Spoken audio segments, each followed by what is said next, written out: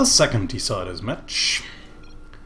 Spawning to the bottom right on Ascension to a Ewer. In blue, it's our Protoss player from Chile. It's Piscolita. And to the top left, in green, playing Zerg for the US. It's Wryza. A PvZ on Ascension. This is going to be rather interesting. Piscolita finished the season in rank 2, while Wryza did it in rank 4. Wryza actually had to forfeit her last match versus Schnooby. Had she won that, she would have ended the season in 3rd place and would have then played against Grizzly. But yeah, that's how it goes. A lot actually changed throughout the last day of the season. S3DC got 1st place over Piscolita. Wryza got 4th place. So let's see what these two will be doing here. Okay, Wryza at least blocking the cybernetic score here. Pretty cheeky though. So only delaying it for a small amount of time. Hatchery already down. And the spawning pool incoming. So usual hatch first opening. Nothing all too spectacular. While the overlords are already making their way towards their respective positions in order to later on get a good scout to see whether 3rd base is being taken or not. So first drone actually getting a good scout. That nothing proxy-wise seems to be happening over... Actually not over a Piscolita's base. So adept first. Pretty common. Nothing unexpected so far. So Piscolita manages to save her probe for now. Will either be able to use it for later scouting or for proxying something. Or for taking the watchtowers, or for just moving back towards her base, but no. We'll be taking the watchtower for now. Might actually later on check for a 3rd base over here or over here. Evolution Chamber already down for Wryza. Seems as if she wants to go for some sort of timing push here. Could be roaches, could be a timing with Lings and Banes. We'll see. So, Adeptus making its way towards the 3rd base, wants to check whether it's already been planted down or not, but it's been planted down over here, so the Adept won't find it here. Might actually want to scout later on over here, but for now it's probably going to move inside the natural base, maybe trying to get a few drone kills here or there, while another Adept is incoming, which will then, well, might actually not see, does see the base over here, so never mind. At the same time, we have the Adept already with 2 drone kills here, but the Lings should eventually get it just before it can get inside the main base. The other Adept, though, also getting a full surround on that one, it seems, but this one manages to eventually get inside the main base. Gets a nice little position here right between the Evolution Chamber and the Vespene Geyser, leaving it, though, and thus eventually dies with only 3 workers killed. Still kinda okayish, but not really the best result for these 2 initial Adepts. But at the meantime, Piscolita has managed to take her own natural base and also sealing off this area almost completely. Wryza just trying to run across the map, checks for a 3rd, and also wants to drop inside the main base, which is actually something I wanted to talk about right before the Adept attack happened, because that's something that's fairly common on this map. Protoss being rather vulnerable to drop plays like this in the early game, because most Protoss, of course, rely on their early wall towards the natural, sealing off the natural completely. So they very often do not have any defenses back at home, because you can only build that many pylons, and you can only have 1 mothership core ready. So it can be rather tricky to defend this, because building so many buildings usually just does not leave you that many resources to build more units, and only units are mobile.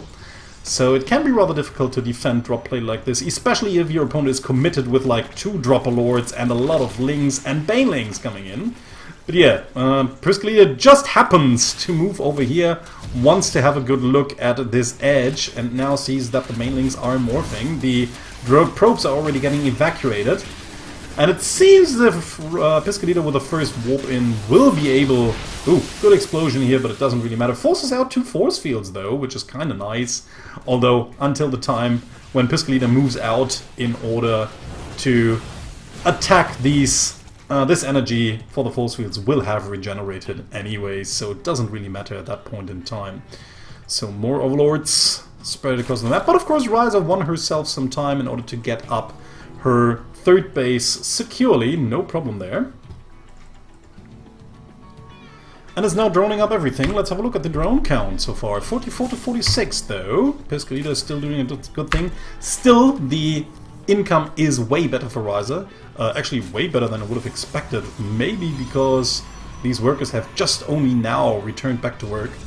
But yeah, since she's distributed her workers over 3 bases instead of only 2, she's making a lot better income right now, and will continue so for quite some time. Especially if she just continues to saturate her third base even more. But in the meantime, we have a warp prism over to the right hand side. Warping in some adepts might actually load them up and fly them straight into the main base. Might actually go in and just attack this base over here, because it's pretty undefended. So, I mean, Piscolita of course does not know that, but can assume that the third base will not be that heavily defended. Again, drop here, trying to make the banelings work, but it doesn't really... I don't really know about this. This overlord will die before it can actually unload any of these lings, so that was a really decisive win there for Piscolita. Even more lings moving in through the main entrance, but get cleaned up by the Stalker Force immediately. So they're loaded in and will now just move inside the main base. There's not much here too, not even a Spore Crawler whatsoever. But the Hydra Den is in the making. Piscolita will of course scout this now by being aggressive. Lings moving backwards. I think... yeah, Wryza's seen what's coming up. Is already morphing a few banelings in order to deal with these adepts, but they will still take some time. The Warp Prism is still intact. No queens ran towards that Warp Prism trying to snipe it down. And now of course the adepts actually are in a good position, but Wryza managed to already secure all of her users. Will she get the adepts before they can chase? She will! So actually cleans this up rather nicely here. A few more adepts being morphed right outside the third base. Will probably move in once more, trying to take it out. It seems as if Wryza actually thinks that the aggression is already over. Probably has forgotten that the Warp Prism actually is still around. So she really tries to advance towards the third base. Will she get it though? This is only a handful of lings, but the army of Piscolita is fairly out of position. Still, this is already a lot of health points. I don't really think that Wryza will be able to just tear it down with this handful of units here. And at the same time trying to saturate her base even more. Not that many units out here though. Still finally has some Hydras, so once these units shade in, she should be able to kinda clean this up. Will she realize it though? The Warp Prism in the meantime trying to get close to the main base. So actually 3 workers have already died. All of the units are retreating once more in order to help out with this. The Hydra is not moving here, although the Shades are already moving towards the natural base. So Piscolita again will just do some very successful harassment here with these adepts. Already 15 workers killed. Finally the Lings arrive, but the Hydras are still standing around whistling. Warp Prism not doing any more harassment for now, but it's still around, and Piscolita again has bought herself a lot of time in order to get her third base up and now make it more secure with the help of photon cannons. Wryza unfortunately does not know about that third base, is expecting it somewhere over here where it's not, and will probably now only come in once these photon cannons will have finished by then, but she has a lot of army. I mean, this is a lot of lings. Not that many Banes though, but a lot of lings. And where are the Hydras? Where the hell are the Hydras? Now they finally get their ass in gear. But yeah, this is a lot of lings streaming inside the third base. Photon cannons are just done. And, ooh, actually gets a good surround of all these units. Force fields being thrown down. Wryza might just barely be able to clean up the forces of Piscolita, which would actually be kinda enough. Now finally the Hydralisks arrive once all of these static defense has been taken out, and now the only thing that remains is 1 Colossus and a few adepts here. Piscolita has to be really careful, doesn't really want to lose that Colossus to the Hydra Fire. I mean, one Colossus is dealing some damage, but still. I mean, that was a really good engagement for Wryza anyways. Cleared up all of the Protoss forces, got all of the probes mining at that third base. So Piscolita now has to replenish not only her economy, but also her army forces, which is always very expensive for Protoss to do, and of course gives the Zerg player much more needed time to finally secure that fourth base, getting up the gas count, teching up into higher tech. Where's actually the... okay, never mind. There's the lair, and now getting into the infestation pit in order to get a hive up. Could have actually gotten this a little bit sooner, but doesn't really matter that much. And the Warp Prism is still hanging around, quite literally. So Wryza trying to get her forces together for another push. The army has been replenished by now. There's 2 Colossi out, so Wryza has to be really careful not to overcommit here. Is rolling in with most of the Banelings, gets some good connections here, but the beef of the army is still alive, so Wryza has to retreat for now. I really fear that she might be overcommitting here. No. Okay, is retreating for now. I mean, she doesn't really need to deal that much more damage. She's dealt a lot of damage in the early game. Just has to make sure that her opponent will not take a fourth base on without her knowledge. Without her acknowledging it. Whatever you want to say. And maybe in the meantime just take a fifth off her own, because she can just easily do that. And of course she will need some high attack in order to deal with the Colossi. She doesn't really have a Spire up, so she can't really use Corruptors or Broodlords, which is a little bit unfortunate. I don't really know where she wants to tech to. Probably Ultras then, because that's actually the only thing she can do. Or once the hive finishes, she will realize that she has never bothered to build a Spire, which would be really unfortunate. 12 more workers in the making, and like I said, the 5th base. But here's the push coming for Piscolita, and the only thing that Wryza has are Hydras. This could end up badly. Okay, quite nicely we have some adepts, but there are a lot of spine crawlers here, so once these finish up, they are just dead meat. And it seems as if Piscolita does not really want to engage into here. Is trying to do some multi-prong harassment here. While harassing in the main base, she will also attack the 4th base over here. Does not know about the 5th going up, but that's not really that important. Get some good force feeds out, and like I said, I mean, there's nothing that Wryza has that can actually take this army. She doesn't even have lurkers here, which would actually help out tremendously, because I think there's not even an observer in this army. But yeah, with Hydras alone, no way she can take on that force. And once Piscolita realizes that Wryza does actually not have anything to deal with that composition, she might just easily go into here and kill it off, while she's also warping in more and more units inside the main base, and now Wryza actually has to somehow split her units.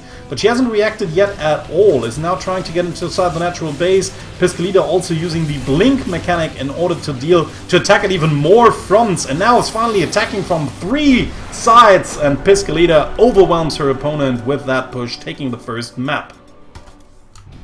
Welcome to Sequencer. Spawning to the top right hand corner in blue, we have our Protoss player leading 1-0. It's Piscolita.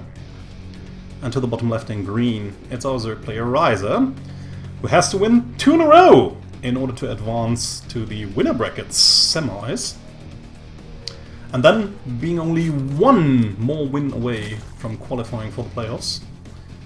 Should she lose, she'd drop down to the losers bracket and will still have a chance of advancing, but it will of course be more problematic to get there.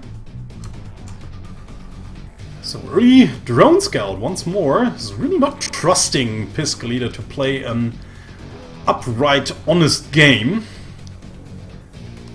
Really expecting some sort of cheese, but it seems so is Piscolita, because she's also sending out the probe. Well, not that early, only after the gateway. Quite a normal scout, and then Wryza's going into the hatch before pool, which is something you can easily do on Sequencer because the map is just huge as hell. Even getting the extractor.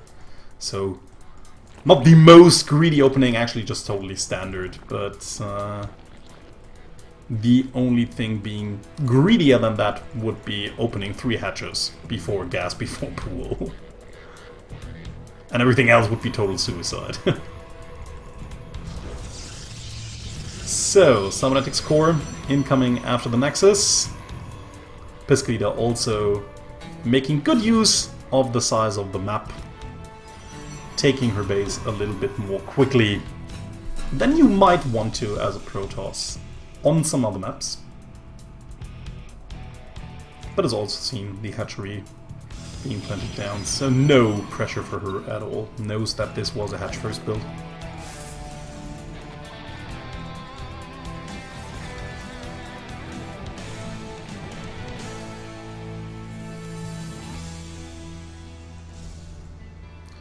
Overlord making its way towards this location over here, which is a little bit of high ground, so it will provide you vision of the area below without the unit standing here, seeing the Overlord, being able to snipe it down. But of course with the Mothership Core out, the Mothership Core will then provide the vision necessary in order to take out that Overlord once we have a unit that provides anti-air. Third base going down for Wryza, also taking the one to the left, which is a little bit more easy to defend, but actually only a little bit, so more easily. A lot of Zerg players tend to take the base over to the right hand side because it has more minerals and 2 gases instead of only the few mineral patches and only 1 gas. But yeah, of course it's closer to your base, and there's also the rocks, so yeah, it's a little bit more problematic to get in here and attack it. But then again, I mean, if you're Zerg and you park a lot of units over here, it doesn't really matter if you have to move over here in order to defend it, or if you have to move over here in order to defend it. So that's the reason why a lot of Zerg players still want to get the third base over here, in order to get these 6 gas up more quickly and more easily. So again, we have some adepts moving forward. No units so far, if I can see that correctly, so it's only queens and drones, so this could actually cause some drone losses here. Yeah, and actually Wryza is moving towards the adepts with the drones here, trying to fight with the drones against the adepts, and will now lose a lot of these drones early on, so these adepts have already paid for their cost. We'll even get a 7th one, we'll probably even kill some more Lings over here, so unfortunately for Wryza, started the Ling production a little bit too late here, and we'll even get more value out of these units here. Yeah, luring everything away, we'll even... Oh, and even shade out once more, unfortunately, right into that 3rd queen that just popped out, and eventually all of the adepts will get cleared. But yeah, that was actually a lot of losses there. 7 drones and 3 Lings for 2 adepts. Totally worth it. Something every Protoss would be very glad about. So the area is not sealed yet, but will get narrowed down a little bit more. We also have sentries here, so we can also block this off with force fields if we need to. But still might be a little bit problematic. If actually a lot of Lings will try to run through. I mean, if Piscolita reacts in time, no problem. If she reacts like a second too late, a lot of Lings might actually just run in, kill off all of the remaining sentries, and then it may be rather difficult for her to get through this. But the Observer, luckily for Piscolita, just flies across the map in order to scout her opponent and just happens to see this. So that was really important, and now of course she's just on point with a force field. Ugh. That was like really lucky there for Piscolita. I mean, still, she might have been able to just see it in time, throwing down a force field, but still, I mean, this is a wide open gap. I don't really know why she does not get another pylon and then just places a unit in there. And here you go, there it is. I mean, it's, like I said, it's difficult to always have an open eye watching on your army. That's not usually what you want to do. Don't really know what the Banelings are doing here. Looks as if Wryza just wanted to get this pylon down, but sacrificed all of her Lings in the process. And now there's a pylon here that can be overcharged as well, so it will be pretty problematic to get through this. Even actually sees the... Oh, with the observers, she still sees the Banelings down here. Is moving... Okay, some Stalkers over here in order to kill that Overlord, and will now move in with all of the units. The force fields are there, and Wryza has to retreat once more, but of course her forces are not finished off yet. So she might be able to move in, but the longer she waits, the bigger the army of Piscolita gets. And then, of course, even this Baneling push will not really be able to make things spiral out of control. And again, trying to move in, but Piscolita is on top of her vision.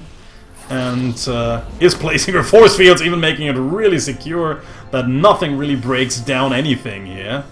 Well, I don't know. I mean, Wryza is trying to make up for it by now going back into drones, but only has 31 of them to the 40 of Piscolita, and I feel that maybe the first push out of Piscolita could just crush Wryza once more.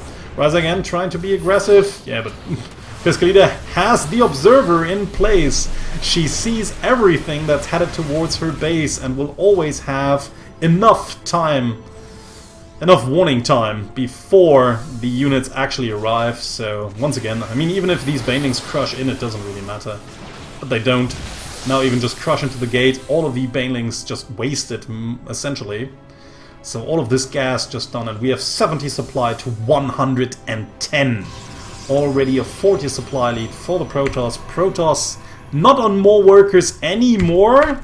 The income is also looking okayish now for Wryza, but has not been for quite some time. Wryza transitioning into Spire attack, and then we have a Warp Prism over here trying to deal some more damage inside the main base, I feel. Yeah, workers coming over here. Actually, this hatchery might just barely get denied, but it does not. And there the Warp Prism is moving inside the main base. Where are the army units? And there's the rest of the push coming, so pressuring two fronts again.